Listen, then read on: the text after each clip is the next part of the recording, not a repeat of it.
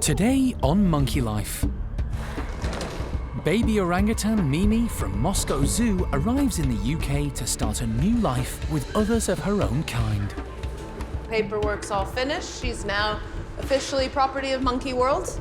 And can male Loris Bruce woo female Loris Boo, or will he be unlucky in love? She was really just a bit shocked by his forwardness and a bit taken aback. Plus, a treat of crabapple browse makes some of the chimps, well, crabby.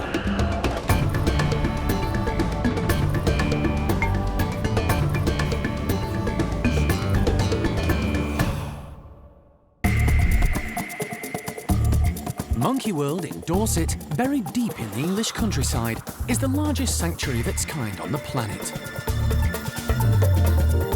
The team, led by Dr. Alison Cronin, rescue and rehabilitate abused and unwanted primates from all over the world. Smells a bit macaque in there, but yeah, we're good. The park provides a home for more than 250 monkeys and apes from 20 different species.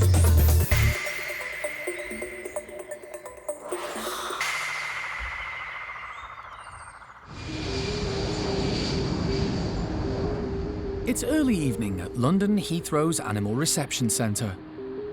Every year, thousands of animals, including fish, reptiles, zoo animals and pets, are processed here after their arrival on international flights. The park's newest addition is about to join that number, following a 3.5-hour journey from Moscow. She's 21-month-old Mimi, a Bornean orangutan rejected by her mum at birth and brought up and cared for by the keepers at Moscow Zoo. But now it's time to integrate her with others of her own kind. Monkey World is the European creche for orphaned orangutans, and the team are experts in looking after baby orangs. Hey, you, madam. I'm back. I'm back. Alison and Jarno have spent 3 days in Moscow with Mimi, getting to know her and gaining her trust. With the cooperation of the airline and the authorities, Mimi was even allowed to travel back with them in the passenger cabin of the plane. Every effort has been made to look after the welfare of this little orangutan. She's doing really well. Quite happy, bright. You can see she's checking everything out. She's been laying back, having snacks, and even had 1 or 2 naps on the flight. The flight's about 3.5 hours long, and she had 2 naps. And at one point in time, sort of looked up like everybody's making too much noise around here, and pulled her blanket over her head and went back to sleep again. So I think she's done really, really well. It's just amazing the efforts that so many people from Moscow to London have gone through to make sure that this little orphan gets a family again. So we'll get her back to Monkey World tonight. And tomorrow, you're gonna have to play nice. Yes. Jarno makes sure Mimi is fed and watered before they start the next leg of the journey. It's so good. Whole journey, literally, she's just so calm. Just giving her some juice, ready to go all the way to Monkey World and join the others. Mimi is kept in a quarantine room at the animal centre while she's checked over, and all the accompanying paperwork for the importation of live animals is processed and signed by the officials and Alison. Once everything is in order, Mimi is released into Alison's care and loaded into a special transit van. But just mind your fingers, because she can be nippy. Thank you so much. It's now late evening, and Mimi and the team still have a long journey by road ahead of them. But it's all been worthwhile. Paperwork's all finished. She's now officially property of Monkey World. And now we'll head down to Dorset, get her settled for the night. She's got to be tired, but like all children is like keeping herself up, which is good, because she should just crash when we get home. So really happy that she's finally here.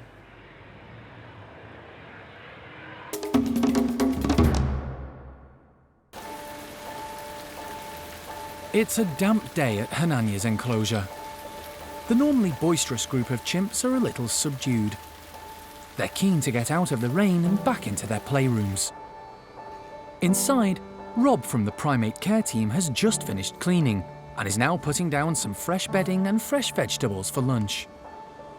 Today, there's going to be an extra treat. Staff at the park have harvested a large amount of crabapple browse. This seasonal treat might be just the thing to perk the chimps up. Rob and Wendy set about scattering the browse, laden with apples, over every level of the 2 playrooms, ensuring they'll all have a chance of finding some. When everything's ready, the chimps are allowed back in. Half of them run into the first playroom, while the rest burst into the second room next door. 4-year-old Thelma hitches a ride with Cherry as they all race to find a treat. The crabapples aren't a regular food for Hananya's group of 19, so it's bound to create excitement. But a bit of a squabble's breaking out on the other side of the wall. Cherry, with Thelma still on board, is picking a fight with lower-ranking Patricia, perhaps because she beat her to the apples. Next, she has a go at Kiki before storming out through the door. A little late, group leader Hananya comes through from next door to see what all the noise is about. Back in the first room, things are much calmer now, with everyone happily tucking into the apples. Cherry, with a large handful of browse, has now calmed down and climbs up to join Patricia on the top platform. Perhaps she's trying to make amends for her previous outburst. Everyone is happily enjoying the treats. Honey just can't eat another thing and decides it's time for a good old scratch. Thelma has worn herself out and wants some attention from Mum. She tries to walk across high-ranking female Joni's browse to reach her, but gets warned off. Aunt Evelyn quickly reassures the youngster and guides her around the back instead. After all the excitement and feasting, full and content, the group settle down for an afternoon nap.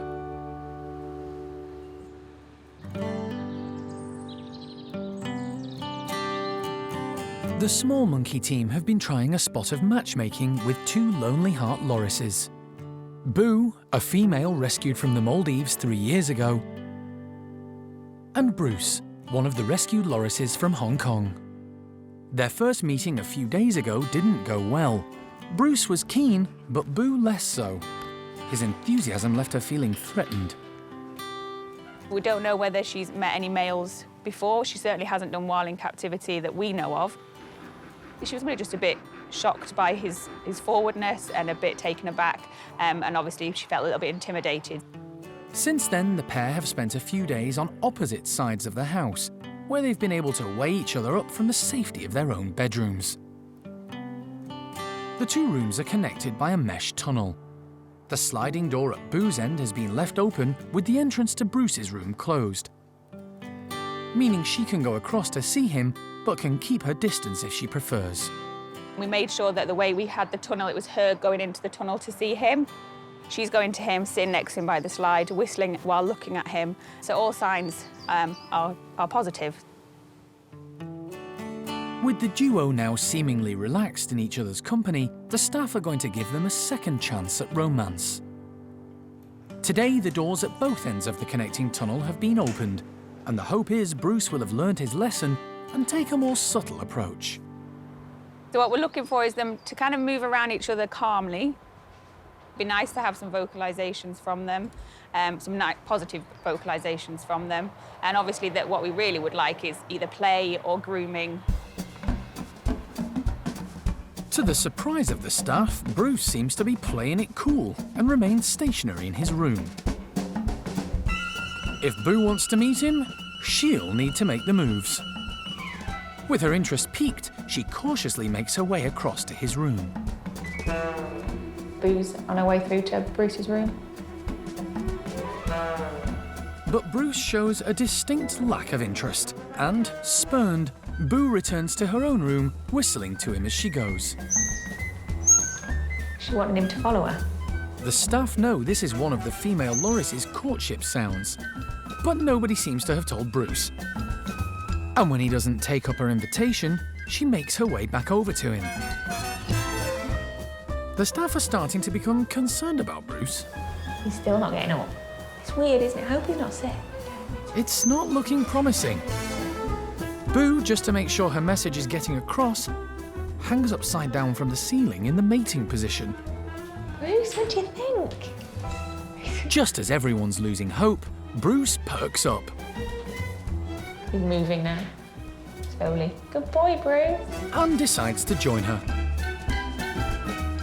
But now, possibly with an attack of last-minute nerves, Boo starts playing hard to get and runs back to her room. But again whistles to him as she goes. This time, responding to her call, he joins her, and the two gradually get closer. She's at least holding ground when he's coming towards her, and she's not scared of him. She's not moving away. So far, much better. Boo makes the first contact and begins grooming Bruce. Minutes later, his patience is rewarded, and Bruce makes his move.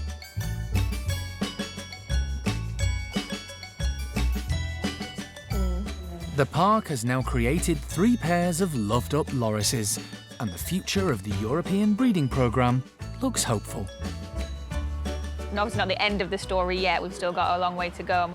To see them together and to see them happy and interacting in a friendly way, it's just a really nice end to the story for them too. So we couldn't have asked for anything better, really.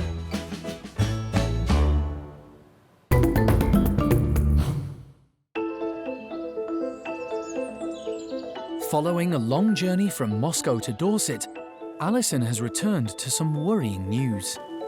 Hey, little man. How you doing? The Woolly Monkey team are concerned about the health of their newest arrival. To be quite honest, I'm really worried about this little boy. He's now about 2 weeks old.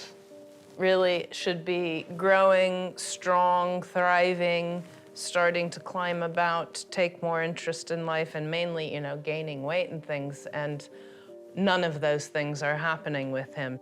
One of the first things I noticed is how scrawny his tail was, and you can see the vertebra on his tail showing quite obviously. He's got no sort of muscling and tissue really around his tail whatsoever. His little legs are now looking really skinny. And 2 weeks ago when he was born, he was 480 grams. I've just weighed him a few minutes ago and he's now 420. So he's lost 60 grams in 2 weeks, where, you know, you might expect an infant to lose a little bit of weight in the first few days of life, but not just to continue over a fortnight to lose weight. So we have to turn the tide now. Otherwise, within, I would say, days, he would probably die.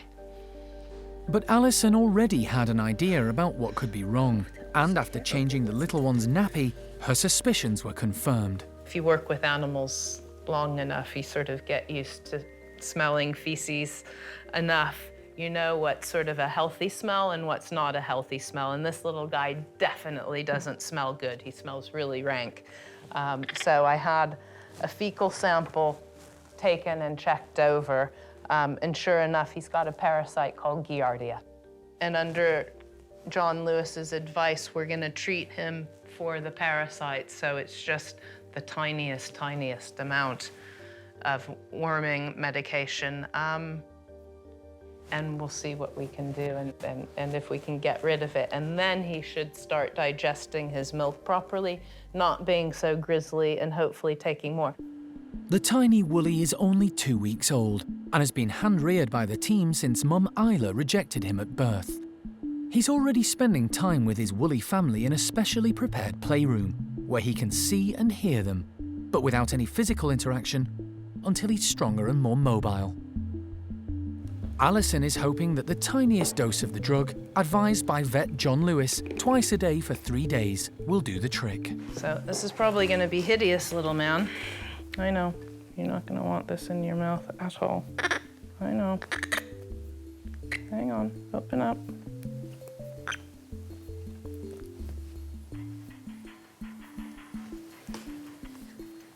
I would hope that by the end of today, certainly by tomorrow, he'll start feeling better in himself. And then another couple of days for actually everything to clear off and out of his system. Because everybody's been working really hard to make sure he gets everything to develop into a strong, healthy, woolly monkey. But at this point in time, we really need to overcome his parasites and his rough start in life. So hopefully he'll turn the tide now and start gaining some weight by next week.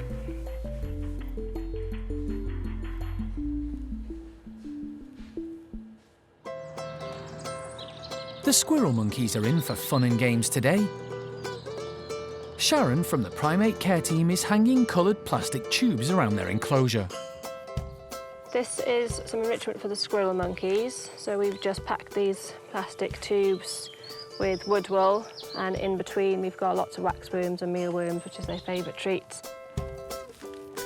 In their native forests of Central and South America, the squirrel monkeys spend a lot of time searching for the fruits, flowers and insects that make up their diet.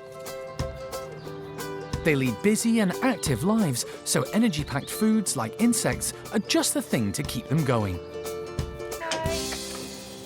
They're also a firm favourite here at the park. In the wild, they have quite a high protein diet, so it's about 80% insects.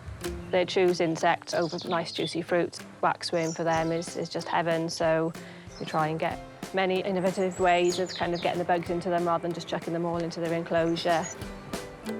Mimicking life in their natural habitat is an important part of looking after the squirrel monkey's physical and mental well-being. They're really active animals, which means they're very prone to boredom, especially our boy Charlie. He's a really clever lad, and he tends to sort of figure out enrichment really quickly, so we're always trying to sort of be one step ahead of him and think of new ways to kind of keep him active. Charlie, the only male squirrel monkey in the group, is also the youngest. But despite this, he tends to dominate his female companions. We've got a couple of old ladies, Topsy and Turvy, that came together, and then we've got Azzy, who's only been here for about a year or so. Charlie's, so he's a little bit different to the others, a little bit bigger, a bit more boisterous, but the other girls tend to take a bit of a step back and let him get on with it. As well as the squirrel monkeys, there's also Chloe, a white-faced Saki monkey. She recently lost her partner Jethro and is having to get used to life on her own. She's an older lady, so she doesn't tend to get too involved in the enrichment, but she does love her waxworms as well. So again, like the older ladies in this group, she'll probably hang back and wait to take what she can, whatever falls on the floor.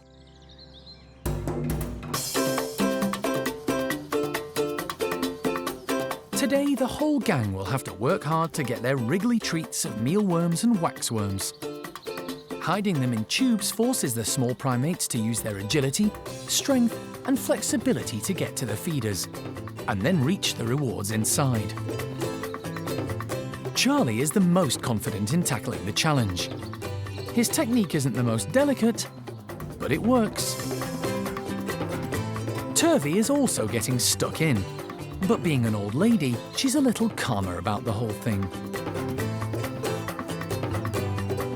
Topsy soon realises she can collect the dropped or fallen insects from the ground with a lot less effort. Newest squirrel monkey to the group, Azzy, chooses not to get involved. Instead, she opts to relax and enjoy the lovely weather. Saki monkey Chloe doesn't show any interest in the puzzle feeders either. But she does love to sit out in the sunshine, and the staff will make sure she gets her share of the tasty grubs later on, once back inside.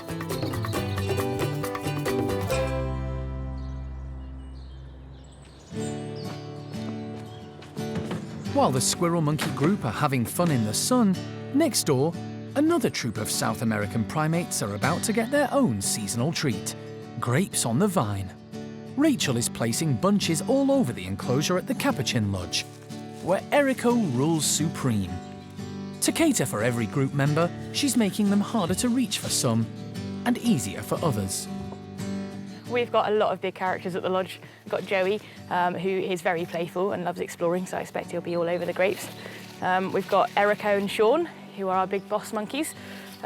Eriko's in charge and Sean's number 2, and I expect they'll be first on the scene to have a look. And then we've got lots of dominant females who are very good at going around and picking up the grapes after everyone else had a go. But it's Caesar who gets a head start. As a low ranker, he's quickly taking his opportunity and getting his fill before the more dominant members move in. Marlowe has taken the easy option, finding a large bunch on the ground. While Abby's got it completely sussed. Grapes and sunshine. Perfect. Zoe is expertly tackling the fruit on the high hoses, using her prehensile tail as a fifth limb to balance and reach down for the food. Dominant male Eriko has spotted a bunch on the cargo net, but prefers to eat them sitting on a more solid platform. While leader Eriko and his sidekick Sean tend to target the food nearer the ground, there are 2 Capuchins who love nothing better than being high up in the treetops. Elderly male Ringo and his admirer Scarlet were both born in the wild, then caught and used in a Chilean laboratory. They seem more at home above ground than many of the others, who've never experienced the wild.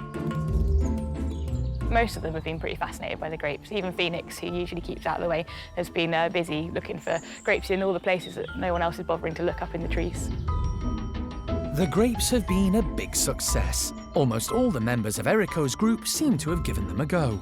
Once they've had enough, it's back to what they do best: foraging for worms and insects.